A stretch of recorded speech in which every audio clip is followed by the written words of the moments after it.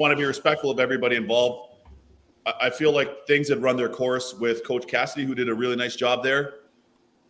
We know how long Claude Julien was there.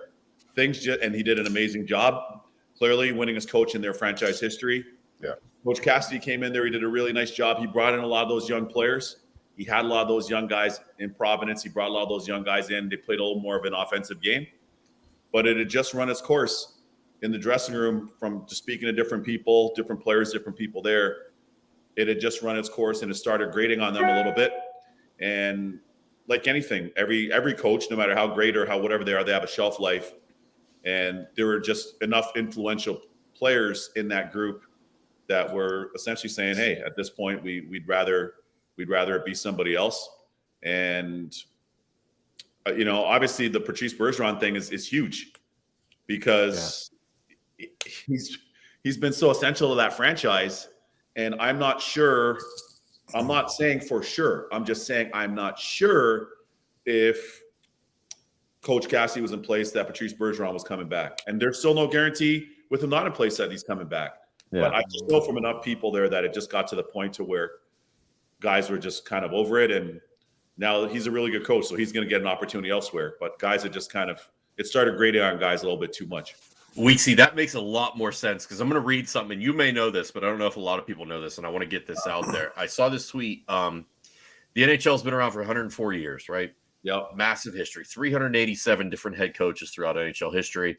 Of the 128 coaches that have 5 years experience, only Scotty Bowman, John Cooper, Claude Roule, and Pete Green earned points in the regular season at a higher rate than Bruce Cassidy. Yep. I mean, that's some elite company.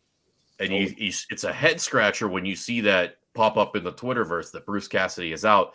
But what you're saying and what you're hearing kind of lends a little more credence to that. Like, hey, the players don't care about those type of stats and that type of information. Like, that's the voice they got to hear every day. That's the motivation and the driving factor for them. So if it's a move to help Patrice Bergeron come back for another year, I can totally understand why they would want to make that move.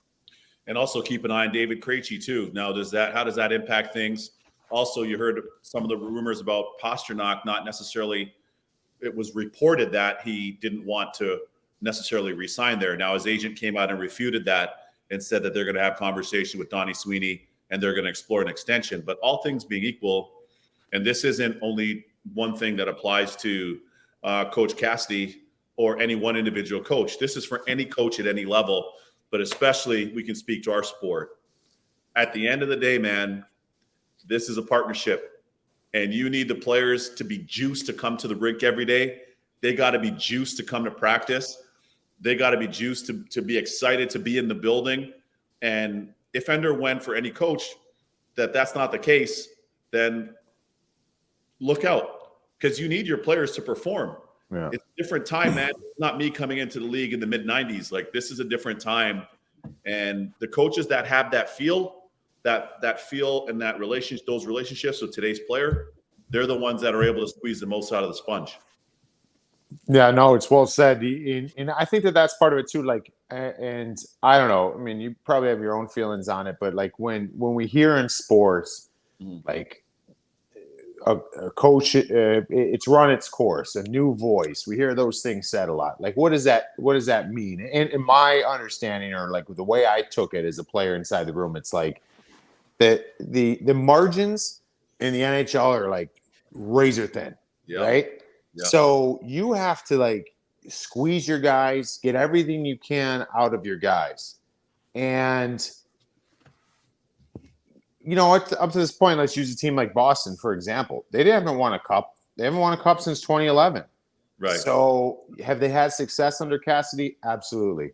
Sure. Has he squeezed that group? I think that group has overachieved over the last number of years. I thought that team was teetering on the cliff for a few years, and I thought that they were going to start going down. And they've kind of overachieved, in my opinion. But now, how do you get them to the next level? You got to squeeze them again. You got to find different ways. You got to be creative. You've got to have their attention. And sometimes those things, you can only squeeze it so much. You know what I mean? And that's why certain coaches that have the longevity are around forever. I don't know how they do it. like, I don't know if it's that they're changing certain things or changing with times, but I mean, Bruce Cassidy's been a part of the organization for what, like 12, 14 years, something, head coach for 6.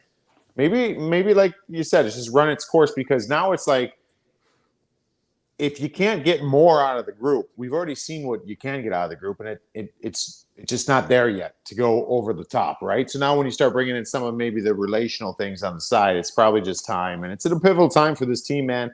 Yeah, we talked about, like, who we got. We got